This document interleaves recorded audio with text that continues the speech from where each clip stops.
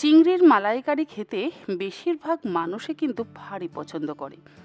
আর আজকে বানাবো চিংড়ির মালাইকারি, কিন্তু স্বাদটা হবে একেবারেই অন্য। এখানে গন্ধরাজ ভাপা মালাইকারি বানাবার জন্য নিয়েছি 500 গ্রাম পরিমাণে চিংড়ি। মিডিয়াম সাইজের বাগদা চিংড়ি ব্যবহার করেছি। ভালো করে ছাড়িয়ে পরিষ্কার করে নিয়ে তার মধ্যে লবণ আর হলুদ গুঁড়ো মাখিয়ে মিনিট 5 রেখে দেব। এবারে হামালদিস্তের মধ্যে নিয়ে নিলাম 5-6 টুকরো ভাঙা কাজু আর 1 টেবিল চামচ পরিমাণে চারমগজ। কাজু বাদাম আর চারমগজটাকে ভালো করে গুঁড়ো করে নেব।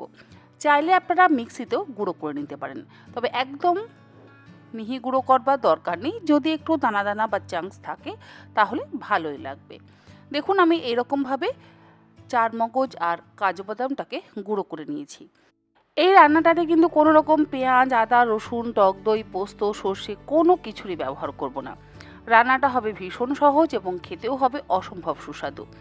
একটা টিফিন কৌটো নিয়ে নিলাম, আর সেই টিফিন কৌটোর মধ্যে লবণ আর হলুদ গুঁড়ো মাখিয়ে রাখা চিংড়িগুলো দিয়ে দিলাম।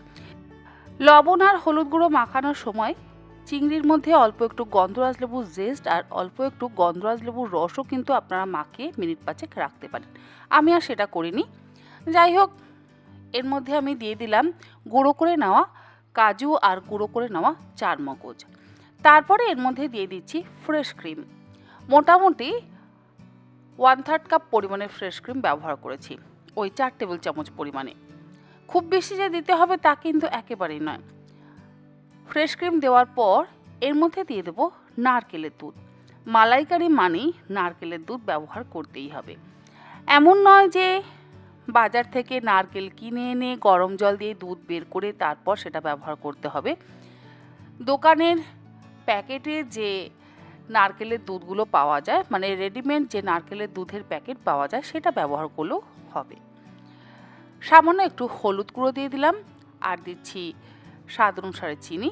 যেহেতু মালাইকারি একটু মিষ্টি মিষ্টি হলে ভালো লাগে, অল্প একটু লঙ্কার গুঁড়ো দিলাম। কাশ্মীরি লঙ্কার গুঁড়ো কিন্তু দিইনি, নর্মাল লঙ্কার গুঁড়ো দিলাম। আর অবশ্যই স্বাদ অনুসারে লবণ তো দিয়েই দিয়েছি। এবারে সমস্ত কিছু একসাথে ভালো করে মিশিয়ে নেব।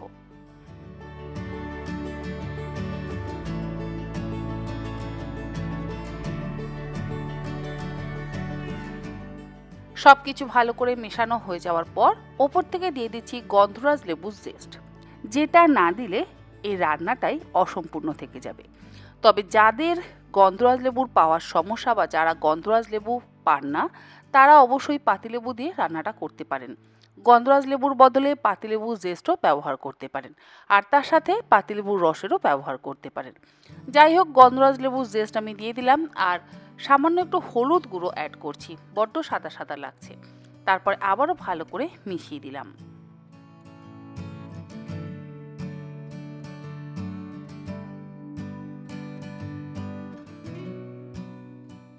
সমস্ত কিছু ভালো করে মেশানো হয়ে যাওয়ার পর ওপর থেকে দিয়ে দিলাম 4টে চেরা কাঁচা লঙ্কা। কোনো রকম তেলের ব্যবহার করছি না, তেল ছাড়াই রান্নাটা হবে, তবে খেতে হবে অসম্ভব সুস্বাদু। টিফিন কৌটোর ঢাকনাটাকে বন্ধ করে দিয়ে কড়াইতে অল্প একটু জল দিয়ে, তবে জল দেওয়ার আগে টিফিন কৌটোটা বসিয়ে নিয়ে টিফিন কৌটোর নিচে পর্যন্ত জল দিয়ে টিফিন কৌটোর ওপরে একটা ভারী কিছু চাপা দিয়ে ঢাকা দিয়ে 7 থেকে 8 মিনিট ভাপিয়ে নেব। আপনারা চাইলে প্রেসার কুকারেও কিন্তু অবশ্যই ভাপাতে পারেন, তবে প্রেসার কুকারে যদি ভাপান তাহলে 1টা বা 2টো সিটি দিয়ে ভাপিয়ে নেবেন। ঢাকা দিয়ে আমি 7 মিনিট ভাপিয়ে নিচ্ছি। 7 মিনিট পর ঢাকাটাকে খুলে নিচ্ছি। এবার চেক করে নিচ্ছি আমাদের গন্ধরাজ মালাই চিংড়ি কেমন তৈরি হয়েছে। খেতে তো অসম্ভব ভালো হবে। যদি আজকে বাড়িতে চিংড়ি থাকে তাহলে অবশ্যই এই রেসিপিটা ট্রাই করুন। দেখবেন 10 থেকে 15 মিনিটের মধ্যেই কিন্তু দুর্দান্ত স্বাদের একটা রেসিপি আপনারা বানিয়ে নিতে পারবেন। রেসিপির নাম গন্ধরাজ ভাপা মালাই চিংড়ি বা গন্ধরাজ ভাপা মালাইকারি। দেখুন, আমি টিফিন কৌটোর ঢাকনাটাকে খুলে নিচ্ছি। দেখতে কতটা সুন্দর হয়েছে, আর খেতে তো অসম্ভব ভালো।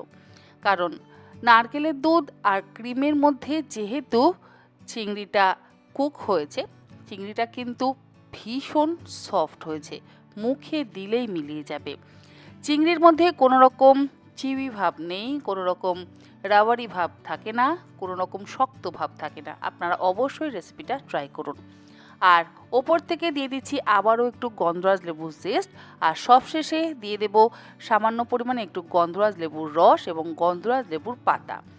তারপরে ঢাকা দিয়ে একটু রেখে দেবেন স্ট্যান্ডিং টাইমে। তারপর গরম ভাতের সাথে সার্ভ করুন, দেখবেন খেতে অসম্ভব ভালো লাগবে।